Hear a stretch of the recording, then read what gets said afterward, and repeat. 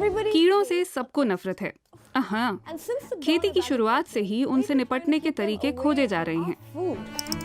प्राचीन मिस्र और यूनानियों ने अपनी बिल्लियां इस काम में ट्रेन कर दी थीं। टिड्डियों और चूहों से निपटने के लिए नेवले तक पालतू बनाए गए थे। कुछ यूरोपीय समुदाय तो और भी खोजी निकले। बैगपाइप से लेकर बांसुरी तक। बाग और खेत हरे भरे रहें, इसके लिए संगीत तक का सहारा लिया गया।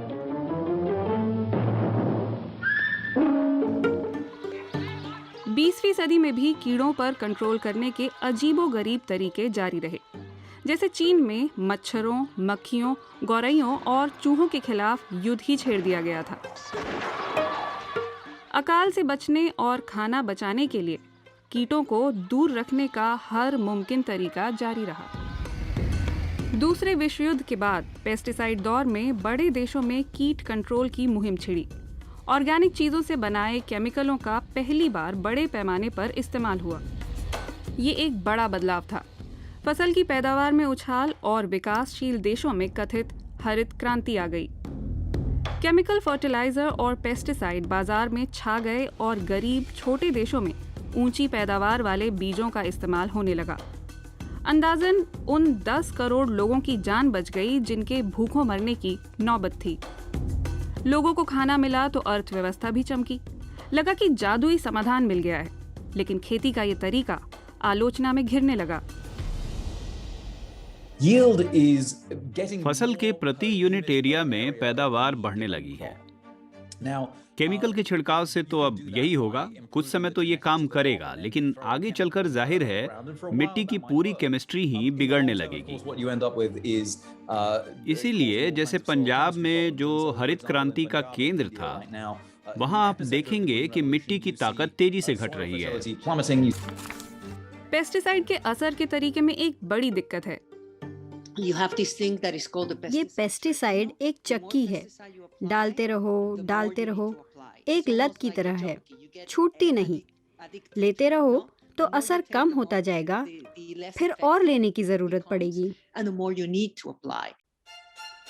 इवेट परफेक्टो ने पौधे खाने वाले जानवरों और कीड़ों और उन पर पेस्टिसाइड के असर पर रिसर्च की है।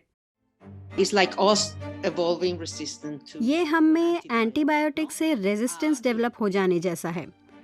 अनाप शनाप इस्तेमाल से आखिरकार वे बेअसर हो जाएंगे। कीड़ों के साथ भी यही होता है। उनमें पेस्टिसाइड से रेजिस्टेंस आ जाती है। जितना डालेंगे कीड़े उतने ही रेजिस्टेंट होते जाएंगे और पेस्टिसाइड उतने ही बेअसर।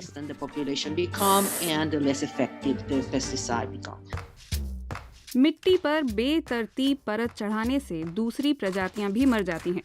पिछले 30 साल में दुनिया में खेतों के आसपास कीटों की आबादी 75% कम हो गई है। इतना ही नहीं, खेतों का मलबा नदियों में जाता है। समंदर में बहकर ये रसायन समुद्री जीवों को मार देते हैं। शार्क से लेकर कछुए और व्हेल तक मेक्सिको की खाड़ी के डेड जोन में यही हुआ। यही नहीं, पेस्टिसाइड के छिड़काव से किसानों के बदन पर चकत्ते पड़ जाते हैं, फेफड़े खराब हो जाते हैं। फलों और सब्जियों में रह जाने वाले केमिकल सेहत को गंभीर नुकसान पहुंचाते हैं। नुकसान तो बहुत हैं, लेकिन औद्योगिक खेती के समर्थक कहते हैं कि विकल्प या तो बहुत महंगे हैं या फिर बहुत ज्यादा जमीन खाते हैं। खासकर जबकि हमारे बचे हुए जंगलों को आज बहुत ज्यादा सुरक्षा की जरूरत है। लेकिन क्या ये सच है? केमिकल पेस्टिसाइडों के बिना उगाई पैदावार को ऑर्गेनिक कहा जाता है। हर देश के अपने नियम कायदे हैं, लेकिन आमतौर पर सभी मिट्टी, पानी, हवा और बायोडायवर्सिटी को बचाने से जुड़े हैं। ऑर्गेनिक खेती में कीड़े मारने के लिए नेचुरल प्रेडेटर रखे जाते हैं या मिट्टी की सेहत के लिए कई फसलें उगाई जाती हैं। कम हानिकारक ऑर्गेनिक पेस्टिसाइडों का इस्तेमाल भी होता है।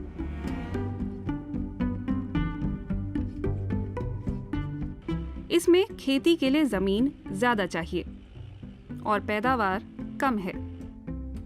वैसे ये साफ नहीं है कि ऑर्गेनिक खाना ज्यादा पोषण वाला होता है या नहीं, लेकिन ये तय है कि ऑर्गेनिक सब्जियों में पेस्टिसाइड के अंश कम होते हैं। कई शंकाएं भी हैं, जैसे छोटे स्तर की ऑर्गेनिक खेती केवल लोकल जरूरतों को पूरा कर सकती है, लेकिन बड़ी औद्योगिक स्तर की खेती से होने वाली पैदावार दूर दराज तक भेजी जा सकती है, विदेशों में भी। यानी ऑर्गेनिक खेती का मतलब सिर्फ लोकल, खुशगवार और साफ नहीं है। इतने सारे किंतु परंतु के बीच तुलना करें कैसे? हमने पारंपरिक और ऑर्गेनिक खेती की तुलना से जुड़े 40 साल के तमाम अध्ययन खंगाले हैं। रेगनोल्ड और उनकी टीम के मुताबिक आम खेतों में 10 से 20% पैदावार ज्यादा होती है, लेकिन ऑर्गेनिक खेती न सिर्फ पर्यावरण के लिए बेहतर है, बल्कि हैरानी की बात है कि उसमें मुनाफा ज्यादा है, अच्छा खासा मुनाफा। किसानों को अपनी उपज का प्रीमियम मिलता है, ज्यादा पैसा मिलता है। 1975 से 2015 की 40 साल की अवधि में ये प्रीमियम औसतन करीब 30% ज्यादा था।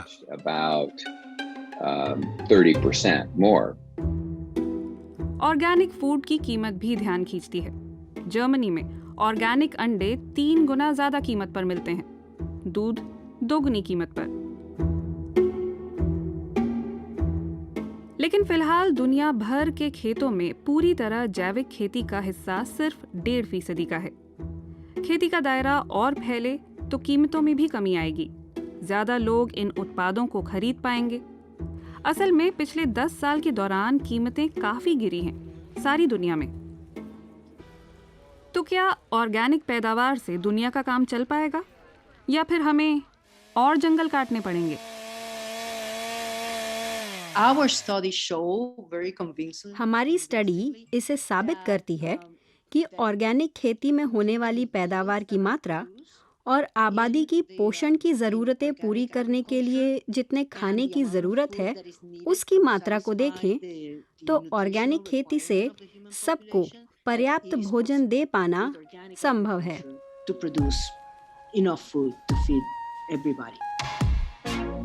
कई अध्ययन इसी नतीजे पर पहुंचे हैं, लेकिन एक सवाल के साथ, हमारी डाइट। अगर लोग सिर्फ वीगन डाइट खाते तो उन्हीं खेतों से 100% आबादी को ऑर्गेनिक खाना मिलता। शाकाहारी खाने से 94% सक्सेस रेट मिलेगा और मीट वाली पश्चिमी स्टाइल की डाइट इसे 15% चांस देगी। एक और बड़ा फैक्टर है अक्षमता। आज दुनिया में उगने वाला 1/3 खाना बेकार चला जाता है।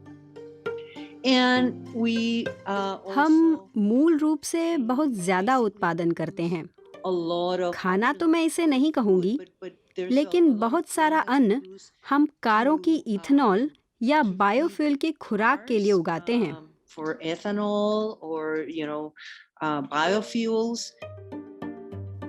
जैसे अमेरिका में ज्यादातर मक्का जानवरों के खाने के काम आता है, या फिर उसे ईंधन की तरह जला दिया जाता है।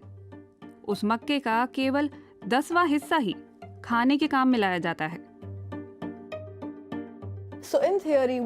तो हम सिर्फ ऑर्गेनिक खाने से दुनिया का पेट भर सकते हैं, खासकर ज्यादा प्लांट बेस्ड डाइट और ज्यादा कुशल खेती की मदद से। लेकिन क्या हमें पेस्टिसाइड से छुटकारा पाना होगा? शायद नहीं।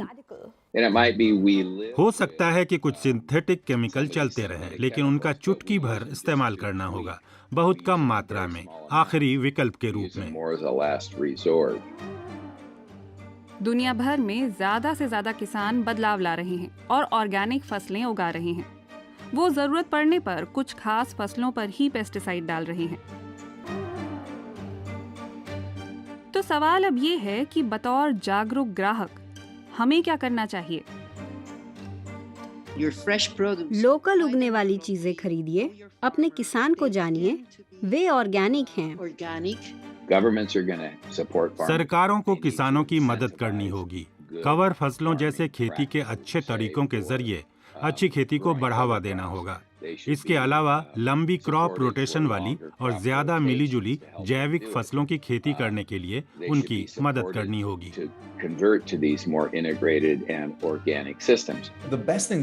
सबसे अच्छा काम आप ये कर सकते हैं कि एक मुहिम से जुड़ जाएं।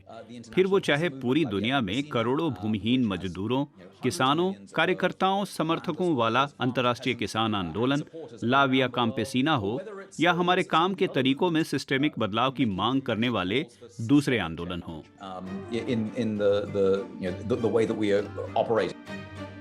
केमिकलों से मुक्ति का अभियान बढ़ रहा है। किसान, उपभोक्ता और सरकारें अपनी कोशिशों में लगे हैं। हम इस खुशगवार खेती को एक दिन हकीकत बना सकते हैं।